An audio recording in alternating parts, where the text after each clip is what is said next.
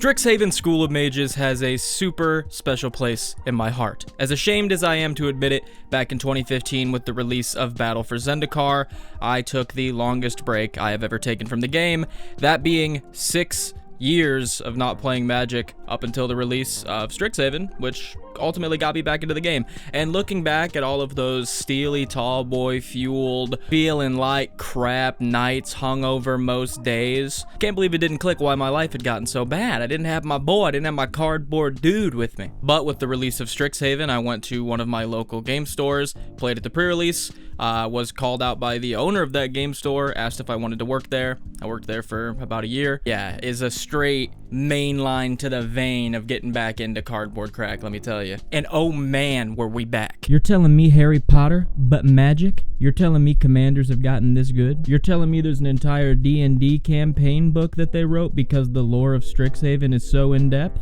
Before we get into the, I swear, super important question of this video, I want to make a clarification just so the rest of this video makes a little bit more sense to those of you watching if you're not familiar with the lore of Magic. Strixhaven is not a plane.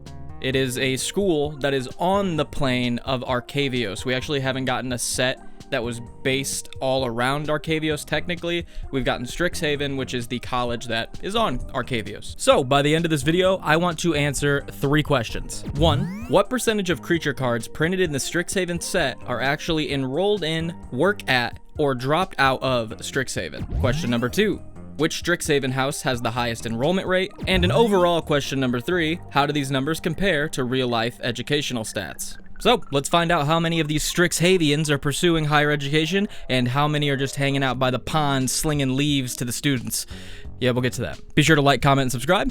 Let's get into it. So our first question, what percentage of the creatures printed in Strixhaven are enrolled at Strixhaven, is one we're going to need a definition for. What defines someone as being enrolled? Being enrolled means you're officially registered as a student at an institution. Yeah, pretty straightforward. If you're attending Strixhaven as a student, yeah, you're enrolled. There you go. Now keep in mind the set is full of professors, teachers, deans, people that work around the school doing odd jobs, and these are all going to fall under the banner of staff. Now I assumed that if you're going to be teaching or learning at Strixhaven, there is one big requirement, that would be you being at Strixhaven, but then I remembered like my school where we had these vocational classes you could go to, and there are a couple cards in this set that fall under the vocational tag, so a sliver of this pie chart we get at the end is going to be dedicated to that. Now, for all the creatures that are clearly young enough to be attending school, sentient enough to be learning from school, but judging by the name, art, flavor text, are clearly not on Strixhaven grounds or attending any Strixhaven classes, are going to fall under the dropout slice of the pie chart.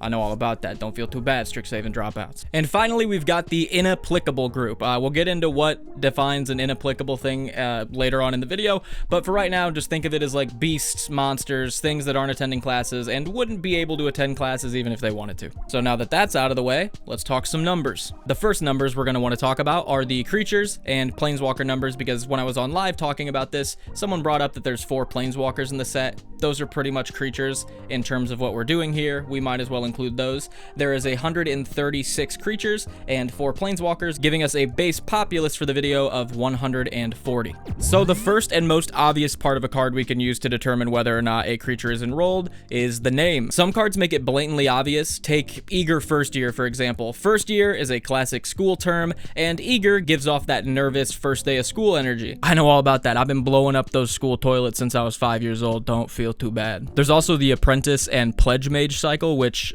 clearly by their names are people that have enrolled in a certain house or class, which I guess this is a good time to bring up the actual houses and campuses on Strixhaven. We've got Lorehold, which is red-white. We've got Prismari, which is red-blue. Quandrix is green-blue. Witherbloom is black-green, and Silverquill is black-white. Yeah, just like Hogwarts. So, the name is a great way to determine whether or not some of these creatures are enrolled in Strixhaven. The next most obvious thing to use is the art. Now, art can be a dead giveaway if it's just like showing a student running to class or something like that, but one of my favorite ways that Strixhaven actually chose to use art to show that someone was enrolled is with a lot of the flip cards.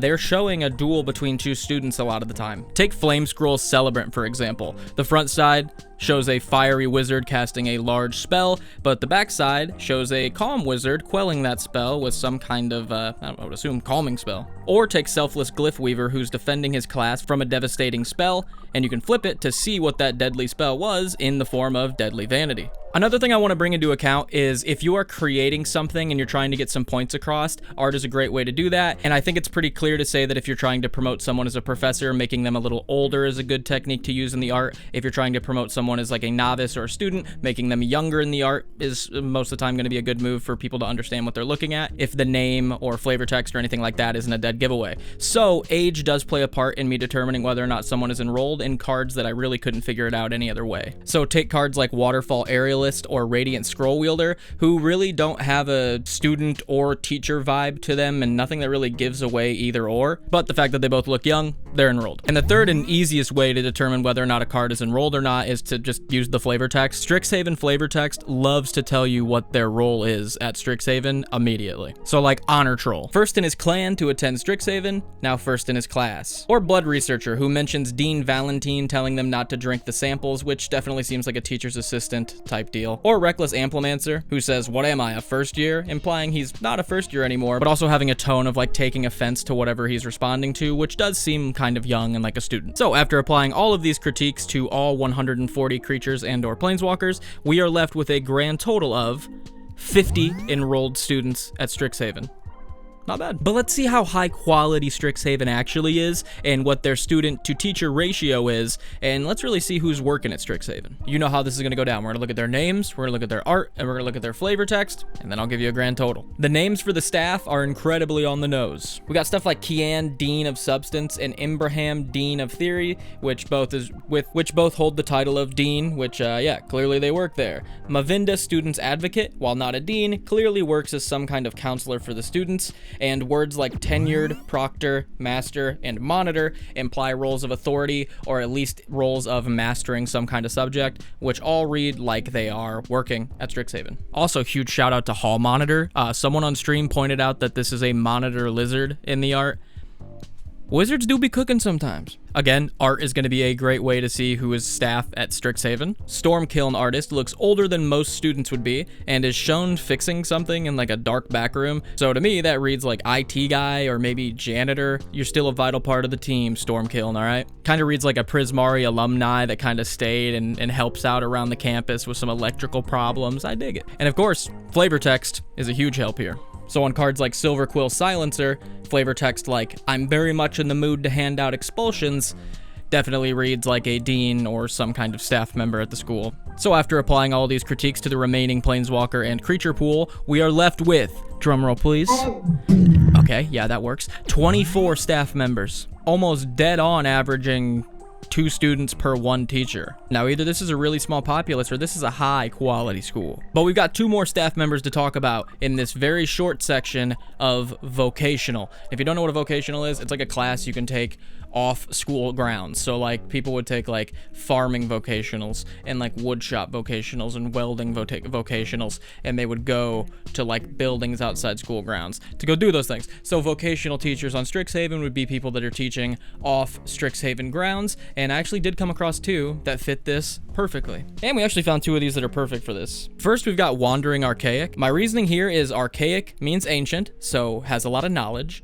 It's wandering in a space that is far from any known campus, and the backside is called Explore the Vast Lands, showing him teaching a young mage mid-spell somewhere we have never seen on Strixhaven grounds. And if not vocational, this definitely reads like a student taking like a year abroad or something, you know what I mean? Like, it's one of those 2. We have vocational on the list. It's going in vocational. The next one's dead on, though. We've got Jadzi, Oracle of Arcavios, which right there, Arcavios, that's the plane we're on. Definitely not taking place on Strixhaven. They're making a point to bring up Arcavios. He's also clearly older, wise and powerful, as she's an oracle, and the backside of the card is called Journey to the Oracle. Also, if you need more confirmation, the lore confirms that Jadzi was hired by the 5 Elder Dragons who founded Strixhaven, so she's definitely teaching and is a part of Strixhaven in some capacity, which I guess is a great place to bring up the 5 founders. There's 5 founder dragons for each of the campuses. Here they are. They're going to be a slice of the pie because I really wasn't sure where to put them. They're not really staff because they don't work there. They just founded it and now they kind of sit around and have their dragons guard. do stuff for them. So they're in their own little section of the pie. There's 5 of them. There you go. Let's talk about dropouts. My personal stomping grounds, all right? We found 5 cards that I think definitely qualify as a dropout. The first 2 being the easiest to figure out. If you Google who in Strixhaven would be considered dropouts, it will come up with the Oreek cult. And the Oreek cult are a group of people that used to be Lorehold mages, Silver Quill mages, and now they worship a blood avatar underneath Strixhaven. It's pretty metal, but they definitely do know some stuff that they would have learned in Strixhaven, and they are not currently enrolled. They're too busy worshiping blood avatars and shit. So yeah, and even Google agrees they would be considered the dropouts. So Oreek Lore Mage and Extus, 2 dropouts. The next dropout we came across was Barog Befuddler. Was a bit of a weird one. This little frog guy has some flavor text that was confusing until chat clarified. He ambushes students looking for herbs. He's young, can use magic, and hangs in the river messing with current students. It's a dropout frog. The flavor text is saying that any students that come to this lake get wet and they leave damp and upset, and the fact that the frog is using some water magic, it gives a -1/-0, could imply that that is the dampness that he throws at people is the -1/-0. So yeah, this guy is the frog in the flavor text that they're talking about. This guy is the thing that causes students to like get damp and leave these rivers, and he clearly seems young enough and capable of casting magic. He just hangs out by rivers all day. Dropout. My favorite of these though is Conspiracy Theorist, because it turned into a conspiracy theory on why he's a dropout. 1, he looks completely unhinged. I couldn't see this guy being on school grounds. He has scrolls and books, which in all the other artwork reads like he is Lorehold alumni. But what's cool here is Lorehold mages are all about discovering the past, reanimating spirits so they can tell them history facts. Maybe this guy just uncovered too much and his brain couldn't take it. He spiraled on a conspiracy tangent. Now he is the conspiracy theorist. The art also looks like he appears to be breaking into the library and trying to read as much as he can before they kick him out, and his ability of drawing a card then discarding a card might be alluding to that very thing, as if you're trying to break in and steal some information from the Lorehold libraries that you know are there because you're a past student and try to get out with a bunch of it in your hands, you might lose some knowledge. That could be the discard. Gaining a little bit is the draw. And then finally we've got Elite Spellbinder, who is our last dropout. Chat insisted that Paulo Victor Damaderosa dropped out because he wanted to become a magic pro in Strixhaven universe, and that was just too funny and too good of a bit for me to not include in the video. So he dropped out of Strixhaven to become a pro magic player. So let's move on to the shotgun round here, where I'm just going to show you some reasons that creatures are inapplicable to be either enrolled, dropouts, or staff. The first reason is they are spirits or ghosts, like Ageless Guardian. They may be teaching tools, but they're not staff. We've also got beasts or monsters like Bayou Groth or Demigoth Titan, because these things are not learning anything.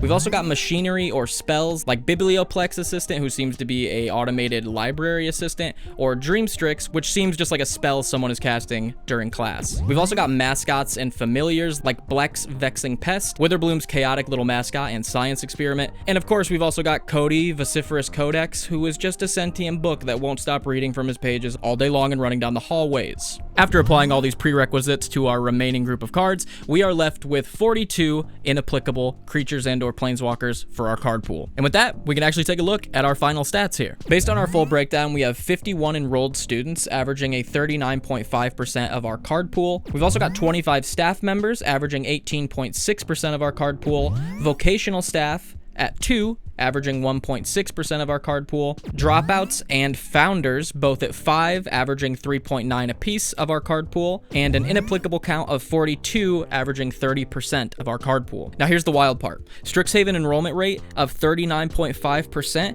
When you Google the real world college enrollment rate between ages 18 and 24, what do you think it is?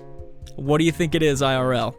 39%. Tell me they didn't do that on purpose. I won't believe you. I won't believe you. It's also just a great part of the video to be like, ugh. The last question I wanted to pose before we get out of here is, which campus would stand the best chance if a war between all the campuses broke out? Like, who has the most students? As far as that is concerned, Prismari and Silverquill have the most students with 12 apiece, averaging 23.53% of the campus populace, with Quandrix close behind with 10 students, averaging 19.61%, Witherbloom coming in with 9 students at 17 13.65%, and Lorehold having the least students with 8 students making up 15.69%, which might even go towards the conspiracy theorist thing. Maybe too many Lorehold students lose their mind. So pretty freaking close, all things considered. I guess if you needed an answer, watch out if Silverquill and Prismari decide to team up, because that's almost 50% of the populace of campus right there. So now I hear you typing, Nick, that 39% is compared to staff, inapplicable, all that stuff. In real life, it's applied to all the 18 to 24-year-olds. I understand that.